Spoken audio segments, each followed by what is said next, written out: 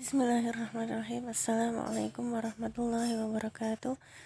Bertemu kembali dengan Ustazah Eko, masih dalam materi pembelajaran tematik. Hari ini kita membahas materi tematik tema 1 subtema 3 tentang manusia dan lingkungan part 2.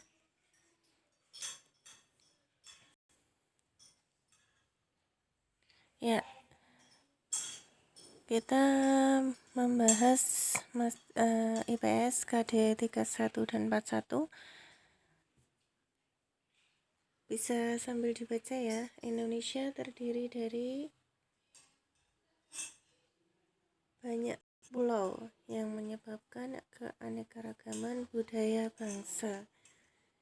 Jadi Indonesia itu keanekaragaman budaya bangsa terdiri dari keanekaragaman suku bangsa, ya, keanekaragaman bahasa, keanekaragaman religi, keanekaragaman seni budaya.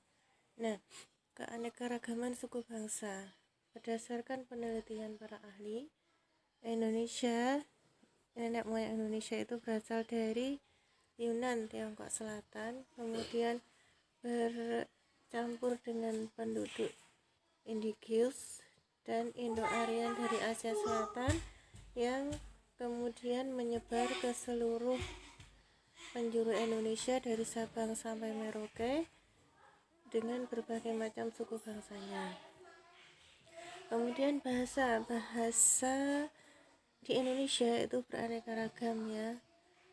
Ada bahasa Jawa, di suku Jawa ada bahasa Betawi, suku Betawi, bahasa Batak, Banjar, Sunda, dan lain-lain.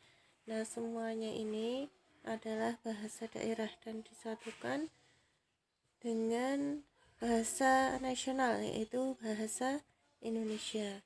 Kemudian keberagaman religi ini di Indonesia ada 6 agama yang diakui. Yang pertama, yang terbesar adalah Islam, kemudian Kristen, Katolik, Hindu, Buddha, dan yang terakhir adalah Konghucu.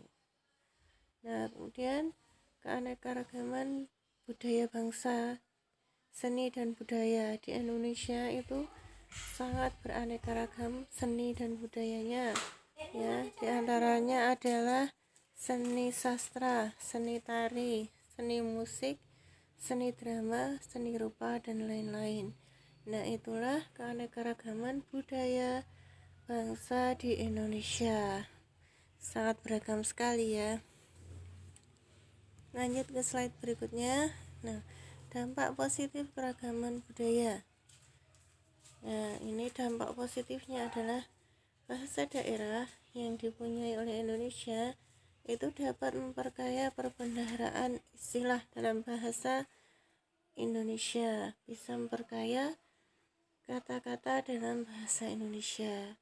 Kemudian keberagaman budaya juga dapat dijadikan objek dan tujuan wisata sehingga dapat meningkatkan devisa negara. Sebagai contoh, Pulau Bali, budayanya itu menjadi tujuan wisata bagi para wisatawan mancanegara atau wisatawan asing. Nah, ini bisa meningkatkan devisa negara. Lanjut.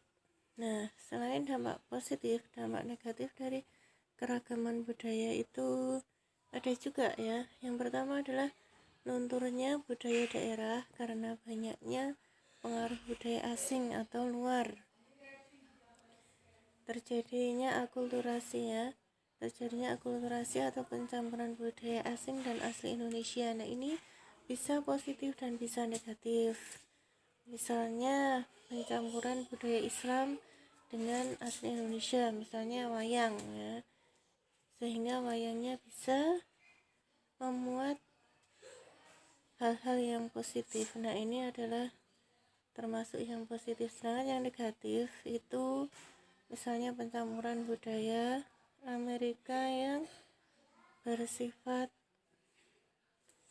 tidak sopan. Nah, seperti itu termasuk pencampuran budaya yang tidak baik.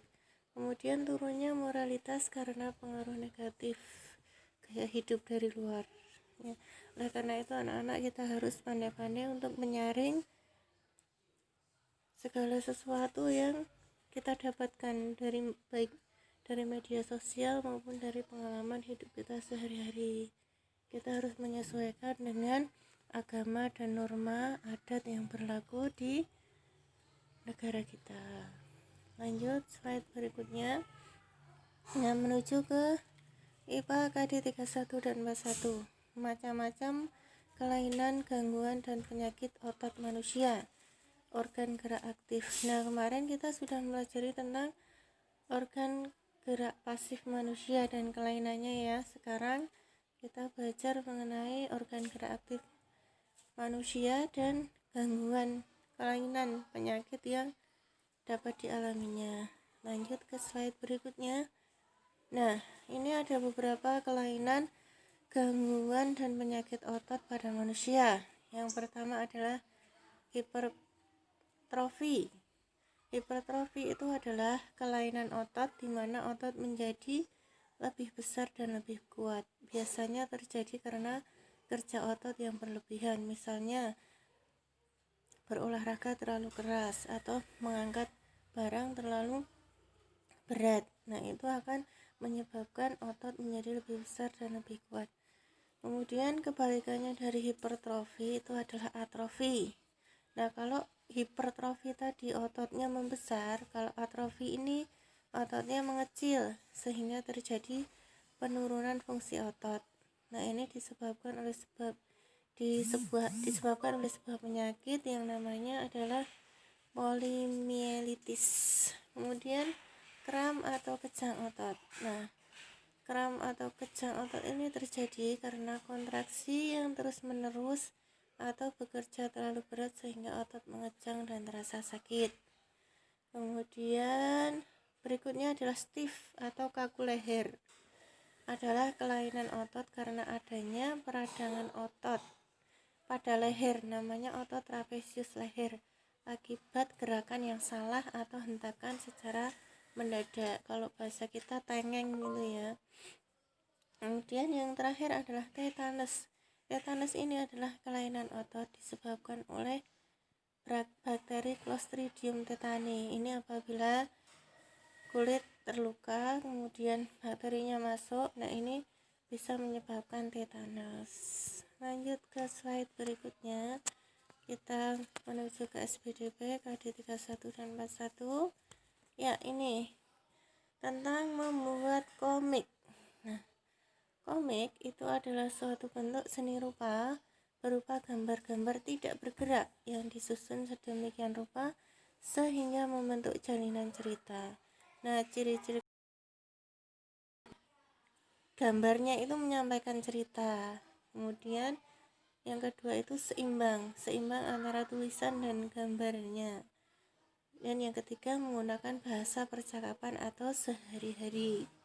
Yang keempat, biasanya bersifat kepahlawanan. Yang kelima, watak tokoh digambarkan secara sederhana.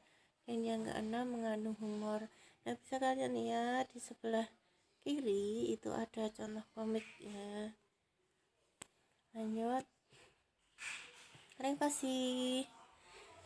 Pembelajaran kita hari ini sudah selesai. Selamat belajar. Saya akhiri ya. Wassalamualaikum warahmatullahi wabarakatuh.